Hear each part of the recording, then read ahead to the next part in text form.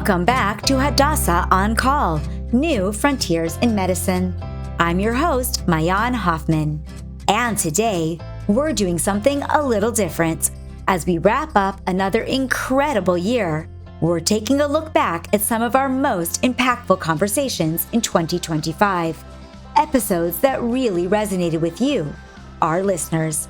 In this special Best of edition, we'll revisit the Hadassah moments from below the belt, Prostate Matters, featuring Dr. Ofer Gottfried, Ageless Intimacy, featuring Dr. Anna Woloski-Rubel, Unpacking Trauma, featuring Dr. Shiri Ben-David, Navigating the Autism Spectrum, featuring Dr. Ariel Tenenbaum, and Small Patients, Big Emergencies, featuring Dr. Sar Hashavia.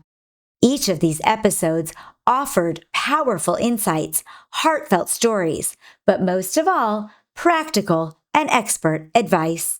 And together, they capture what our show is all about, taking you behind the scenes at Hadassah hospitals to meet the healthcare superheroes who save lives every day. So sit back, relax, and enjoy the best of collection of some of our favorite conversations.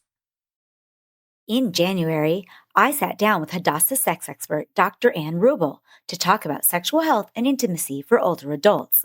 Did you know that sexual intercourse is just one expression of sexual experience? Take a listen to that and much more. Hello, and welcome to Hadassah On Call. I'm your host, Maayan Hoffman.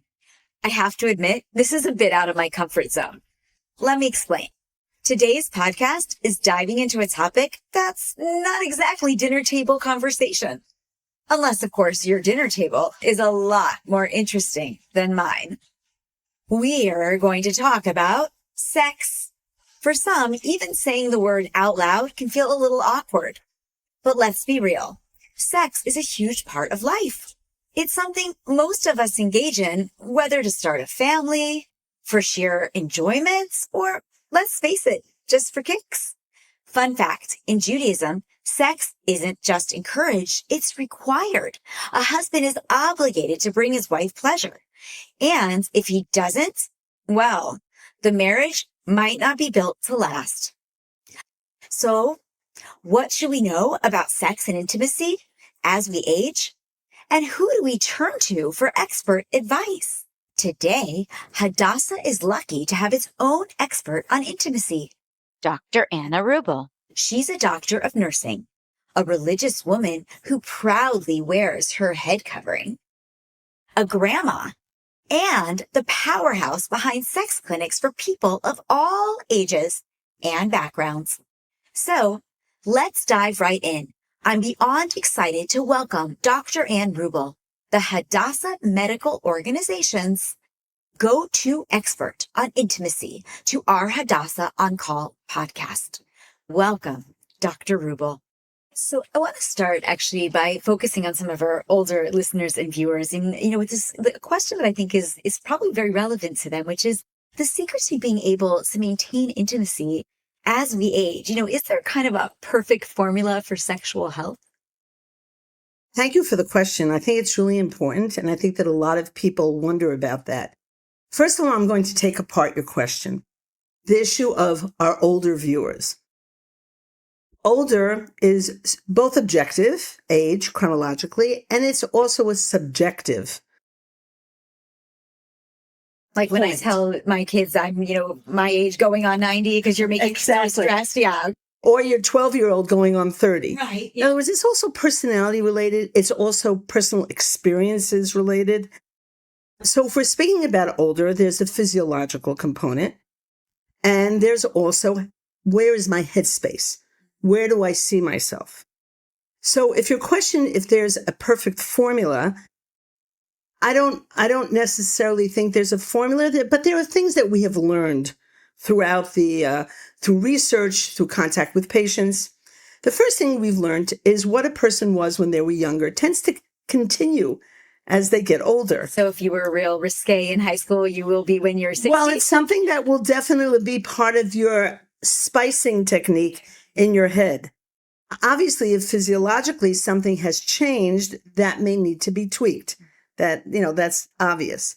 The second thing is that being older in any way brings with it experience and brings with it life realizations.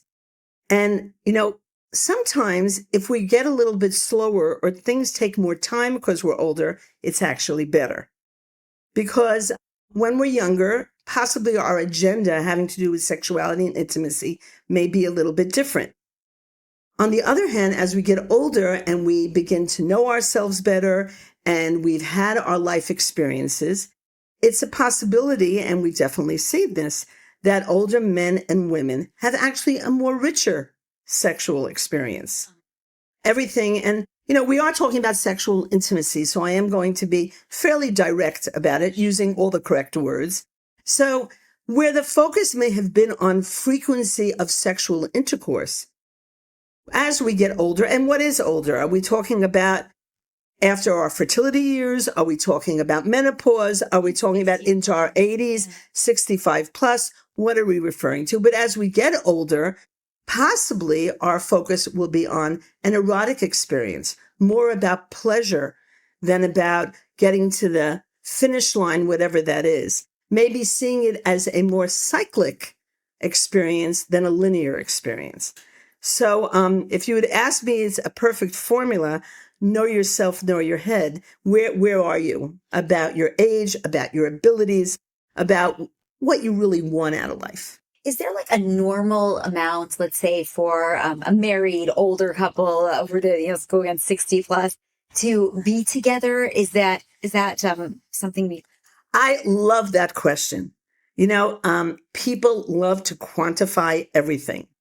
So again, I'm going to, and I may be repetitious a little bit this interview, and I'm sorry, because there are certain messages and myths that are really important to talk about.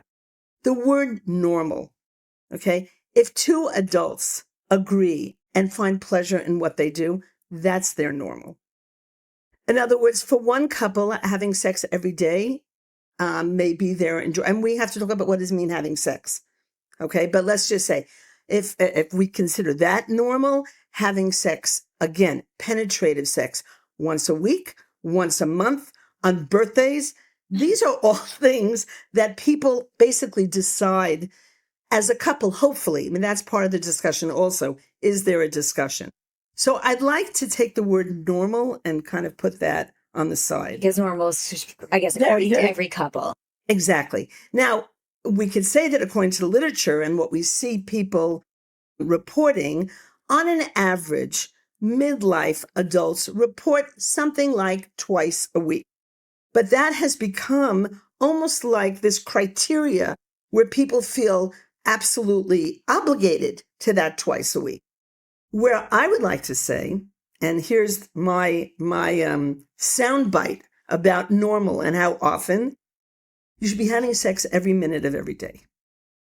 Okay, now, that sounds exhausting. That's really trying to understand what that means. If we take sexual intercourse as only one expression of the sexual experience, and we talk about signs of affection, communication, whether it has to do with sending a lovely WhatsApp or putting a note in a sandwich, but don't put it in the sandwich so the person doesn't eat it, but in the sandwich bag, or a present on the pillow. That does not have to do with, I'm only going to do that if something happens that night or that morning, but it's actually a helix of attention that raises our affection, our love, our desire to be with each other, not necessarily sexual intercourse being the linear period to the sentence of an experience. Well, then that should be going on all the time. And you mentioned you were going to define sex. So define it for me. I mean, you kind of did now, but just expand a little. Absolutely. So if I was going to be the Hadassah educator, I think that is your job. That is my job. So I would call on the WHO description that defines human sexuality as basically everything: biological, emotional, spiritual, social, political. It has many, many different facets. Now, also, intimacy has many facets. When you think of intimacy, you think most people, I don't want to assume, Mayan, what you think, but I'm saying most people will say physical intimacy. But the truth is that intimacy comes in many different forms. There could be recreational intimacy, what we like to do together that brings us together as a couple. Emotional intimacy, my ability to trust, share without feeling judged. Feeling with my partner a safe space. That's intimacy. Now, it is true we can have intimacy with a family member, with a dear friend, but the physical part of the intimacy is what makes it so multidimensional for a couple, because one thing affects the other. Our sexual activities, what we do together, our comfort to try something new, our comfort to do what we were used to, is also based on our comfort in our intimacy. Next up, Dr. Ofer Gottfried, chair of the urology department at Hadassah Medical Organization. He joins me to talk about prostate cancer, the most common malignant tumor in men. Let's listen. So I just want to start simple by asking you, what is prostate cancer and are there different types? Yes. Well, prostate cancer is a malignant tumor of the male population, actually the most common malignant tumor in men. More than twice its next in line. We are still studying this fascinating disease. The risk, well, if a man dies in, let's say, car crash and he's been cut to pieces, like a 70-year-old man dies in a car crash, about 70% of them will harbor prostate cancer. And this will not affect their life, or they will not know about it. And this is like a big shadow over our clinical work, but that always we are always afraid that we're treating those that do not need any treatment, and finding out which one does and which one doesn't is one of the main core interests in prostate cancer. And of course, there are ways, or we believe there are ways, to discriminate these clinically significant from the clinically insignificant tumors, and maybe we'll get to them a little later. Yeah, I mean, hopefully, because I definitely think people, it is very common, as you said, and people are concerned about whether or not they should be treated or they shouldn't, and when should they be checked. Now, I mean, prostate cancer, though, is, as you mentioned, often thought of as an older man's disease. Would you say that's true, or should men maybe start screening earlier in order to preempt it? Yes, good question. The current guidelines recommend start screening for prostate cancer at the age of 50.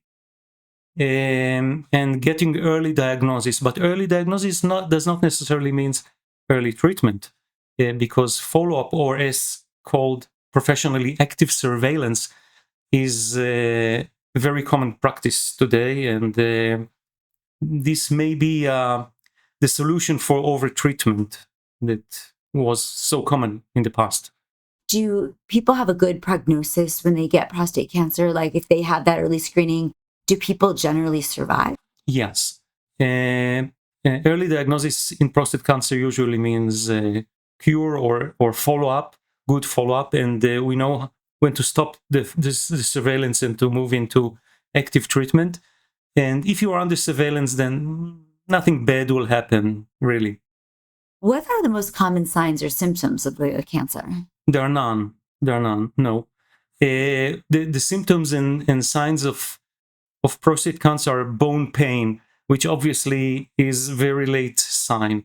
And if you're being diagnosed because of bone pain, it's like it's too late for cure. There's still very good remedies and all kinds of treatments, even at that step of the disease. Wow, that's actually interesting. So in other words, if you don't do the screenings, though, you really might not know until it's too late. Correct. So screenings are clearly very... If it's clinical disease, it's always too late. So that makes sense. Now, what protects against prostate cancer if you wanted to not get it? I mean, like vasectomies, for example, frequent ejaculation, maybe a good sex life. What those things help? Well, That's a good question. There's nothing specific that you mentioned, but whatever is good for the heart is also good for the prostate. So having balanced diet and a regular aerobic exercise and keeping your weight, all these are very good precautions or things to do to postpone or to not get prostate cancer. And this is proven. Overweight men have higher risk of prostate cancer and sedentary life. So whatever is good for the heart is also good for the prostate. That's the easiest answer. In the aftermath of October 7th, Hadassah's chief psychologist, Dr. Shiri Ben David, talks about how trauma affects more than just the mind. It can impact our emotions, our thinking, and even our bodies. Listen as she also shares insights into trauma treatment and recovery. I know you can't share details about patients, obviously, but can you share a story or two of like this one that you've experienced from people since October 7th? Well, there's so many. But one patient that maybe can symbolize what we're all going through is a young person escaping from the Nova Music Festival that was not injured, and he managed to escape. But two of his friends were brutally murdered over there. And this person's guilt of being a survivor, while he just made a decision to run right when they ran left. And this feeling of why do my life mean more than my friends? What do I do with this gift and punishment that I got with being alive? How do I manage to go on with my life knowing that it was just a small and random decision that made me alive and them dead? This is something that long after he didn't avoid anything anymore and he could sleep at night and he didn't have flashbacks. So all the symptoms, the PTSD symptoms were already gone. We still dealt with the survivor's guilt that was so strong for him. Wow. And I mean, I guess in every community, every kibbutz, you're experiencing the same thing. Believable.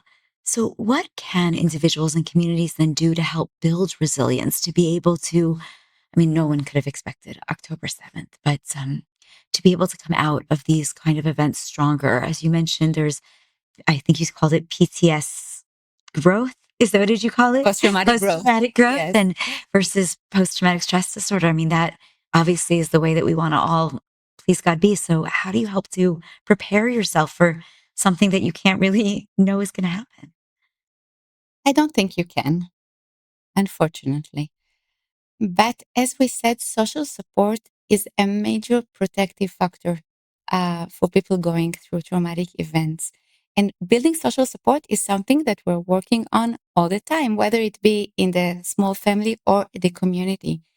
And we could see right after October 7th that communities that evacuated together were much stronger than, for example, cities that were spread all over Israel, because the community is a very strong protective factor. So if we can do something to prevent or afterwards, to help, is that we put a lot of resources on the community. We strengthen the important persons at the community rather than have outside professionals within.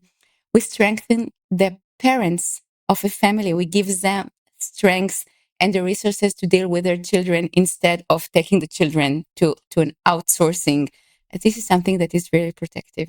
Now, while we're talking about protecting all of ourselves, all of our communities, talk about protecting yourself, because you mentioned the story with your husband. You're going through it. You're treating so many people on a day-to-day basis. How do you ensure that you yourself remain resilient and able to continue? We're thinking about that a lot. We don't want to leave that behind. We're looking at people from our team that seem to be having more difficulties, and we try to put more emphasis on them. We have supervision groups. We have people who support us because we know that secondary traumatization is something that we are really concerned about. And also regarding other health professionals, physicians, nurses, health practitioners all over the hospital, we're also putting a lot of effort in giving them support, either individually or in group therapy, because we know we need them to be strong enough for our patients. Sure. No, it makes sense. How is trauma care different here, if at all, than other places in Israel? I mean, we're in Jerusalem, and I think it's interesting, with what you're describing.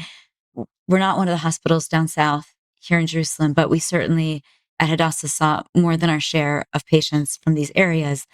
But you were working under the same fire potentially, as some of that. Yet, you have to be creative and deal with these situations. So how do we do it here? Well, I think being at Jerusalem Hospital made us, unfortunately, experts in treating trauma. So I've been working at Hadassah for 21 years. We've seen here terror attacks, many of them. We are used through the Intifada and the times of terror attacks around Jerusalem. We are very much used to people with trauma just stepping at our door, whether they have been injured and hospitalized in the acute wards, or they just step in with anxiety symptoms. So our staff was very well trained. We did need extra training, but I think it came on the ground of people who know how to deal with trauma. Have you also exported that, so to speak, gone and trained others after you've been trained here at Hadassah? We did that, but many others did that too. So I think all health professionals in Israel have been gone to major training throughout this year. So, Sherry, we're sitting here in Israel, but obviously most of our viewers are sitting in the United States, where they have also experienced, in some sense, a traumatic event, the rise in anti-Semitism, or as you mentioned, the third party kind of watching the trauma unfold here. What kind of impact is expected there, and do they also need some kind of treatment? I believe many do. Also, not so much by witnessing on TV, which is also can be very painful and tragic, but I wouldn't define it as a trauma. But many of our viewers in the United States have close relatives in Israel that have been gone through threatening events, and this is certainly a trauma.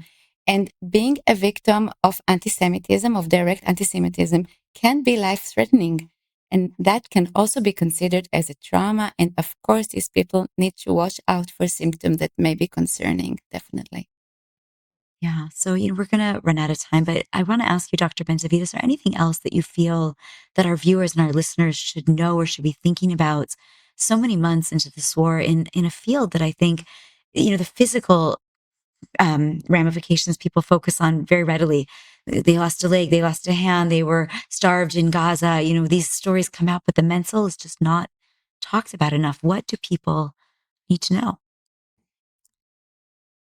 Well, I think my most important message is that most people are resilient and that we need to put much effort in giving the people a sense of being strong and capable to deal with everything that is going on, alongside with looking for symptoms that may concern us. And this is a very important message, that having a control over the situation, this is the protective factor that we are aiming to build that resilience.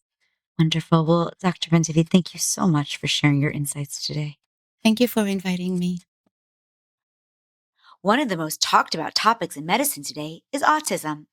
In episode 7 of season 6, I sat down with Dr. Ariel Tenenbaum, head of the pediatric department and director of the Down Syndrome Clinic at Hadassah Hospital in Kerem, to talk about the 3 main criteria for diagnosing autism and much more.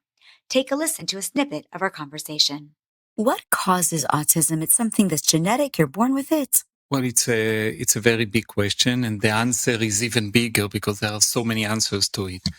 Well, there is a part of the genetic, and there are some rare syndromes that autism is more frequent in them, and some people do have autism because of a specific genetic anomaly. But the environment is very important in autism, and we know that even I think that the classic example is identical twins, in which you can identify autism in one of them, and the other one does not have autism, and obviously they have the same genetics, and they live in the same house, so they are exposed to the same environment, and still we see differences. So there are many, many questions still ahead of us to understand the full, the answer to your question. Sure. And I guess the next follow-up question to that would be regarding then diagnosis. How do we diagnose somebody with autism? I've heard there's some new work with artificial intelligence, perhaps, that can help us to get a better understanding. Yes, especially in the early signs of autism. The average age of diagnosing autism in Israel and in other countries is about 3 years old. But when you go back to the history of the child, you see that the difficulties appeared much earlier. So there are some signs that you can see even when the baby is a few weeks old and months old. If I give you an example that is actually bothering, if a child, like the mother or the father, go to the cradle and look at the child in the middle of the night, and child is awake and he does not cry and he doesn't seem to be bothered with the fact that there's no light and he's alone and nothing bothers him. So this is one of the phenomena that we see in retrospect, that the mother or the father can tell us about the child, even though he was diagnosed when he is 3 or 4 years old. About AI, this is actually something that Hadassah is involved in. There is a very nice startup that was, there is a clinical study that I'm involved in, and we are working on it in Hadassah. The company is called the Little1.care. And the device, which is actually on sale because they went to production, is called Elora. And it's a really nice device. It's about an inch square. It's not heavy. You attach it to the whatever the baby is wearing. It doesn't radiate anything, and it gets every sound that the output and the input of sound, movement, and everything that you can even think about what's happening to the baby. So you get a lot of data. And when you get a lot of data, you can try to analyze the data. And then if in a year or 2 years or 3 years, the child has autism, you can go back to the data and maybe find some very, very fine differences or things that pop up when you do a big data analysis, and you can see the early signs. So hopefully this device will be helpful for this kind of kids. But what would be the advantage if you're waiting till they get the diagnosis? In other words, is this so that we can help other parents in the future be able to identify it? Is that the idea? Because it's not helping to identify it currently. Right. So this is hopefully the near future. What we need to do is do early diagnosis. In Israel, in the mother and child centers, they do have a questionnaire for mothers. For example, can you calm the baby? If the baby cries, you take him with you, and does he respond to his name? Does he make eye contact? So there are some very simple but actually very effective questions that you can ask the parents and to see whether there are early signs. Now, the early diagnosis in autism and in other intellectual disabilities and other problems is crucial. It's key to the early intervention, and we do see a profit of measures that we take with these kids and their parents. So when it comes to mild autism, because I know, again, we talked about that spectrum in the beginning. Right. If it goes missed, is that such a big deal? Can people live with autism being undiagnosed? That's really interesting. We ran for 12 or 13 years in Hadassah Mount Scopus, a center for the evaluation of disability with the contract with the Ministry of Social Affairs, and thousands and thousands of persons came for the diagnosis. And actually, it's really interesting to see adults that, they are 22 years old, 25 years old, and suddenly they think about themselves. They are independent. They live, they work, they live their lives, and they say, maybe I have autism, which is really extraordinary. And they do the diagnosis, and actually some of them are fine to have, the full criteria of autism. So some of them do manage in life, but they can tell you about the struggle and the difficulties. And because there are some treatments and some modifications in life that you can take, I think it is really important to diagnose. And finally, Dr. Sar Hashavia gives us an inside look at the pediatric emergency department at Hadassah Hospital in Kerem. He shares common and very familiar occurrences in the ER. And now back to Your Health, the best of Hadassah on Call. With all of the things that you just named, I know that something that often comes up is an issue with foreign objects. Is that also common in the emergency department? Oh, yes, yes. A very good question. So we now have actually an epidemic of magnet ingestions. So there are a lot of toys with magnets, and parents and children don't understand the danger of swallowing those little pieces of magnets. Usually they are colorful, so it looks like a candy, and young children are swallowing them. And this is a true emergency. Those small toys, those small bits of magnets can actually cause severe damage.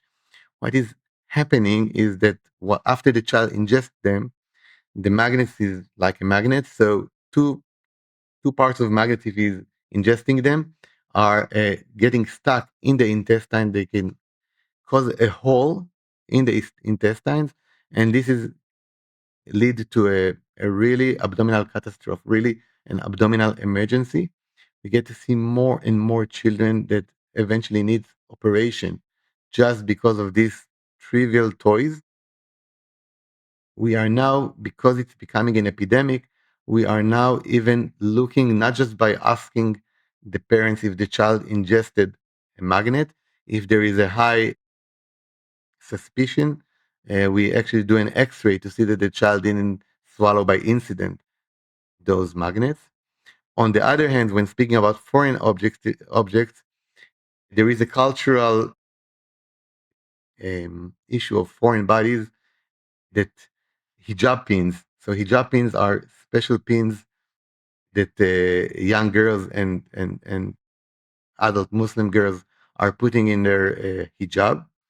And usually when they put their hijab, they put the needle in their mouth. It's a very common practice. And then if she really speaks with her mother for a minute, she might swallow it.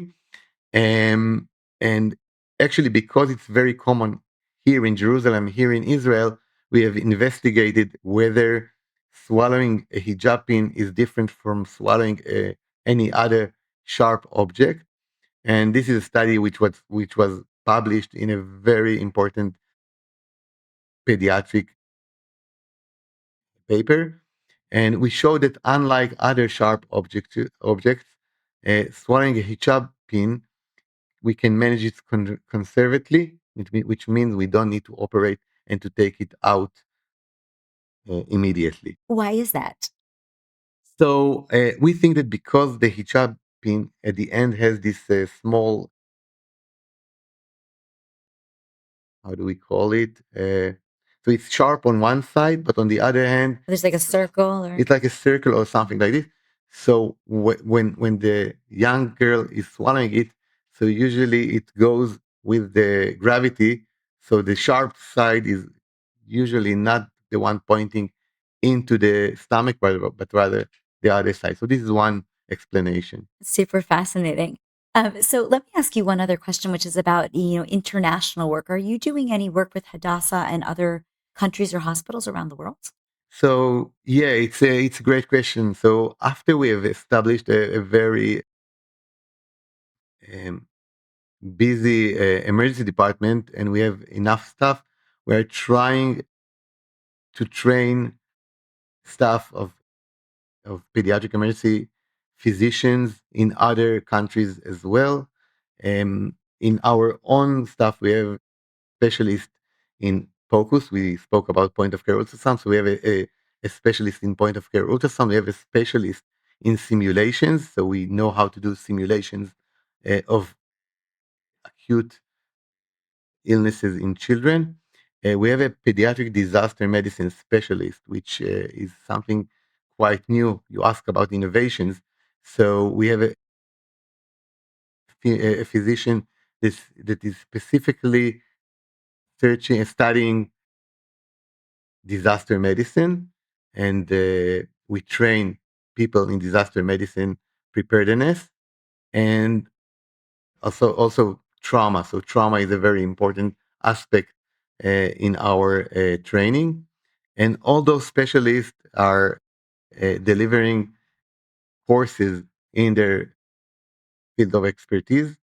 We have already trained physicians in Ethiopia, in Kenya, around the Middle East, and the program is ongoing both in Europe and in other places in the world. Amazing. So we're going to get ready to wrap up, but I'm just wondering if you want to share any final thoughts, anything you wish that parents understood about the emergency department that they maybe don't know.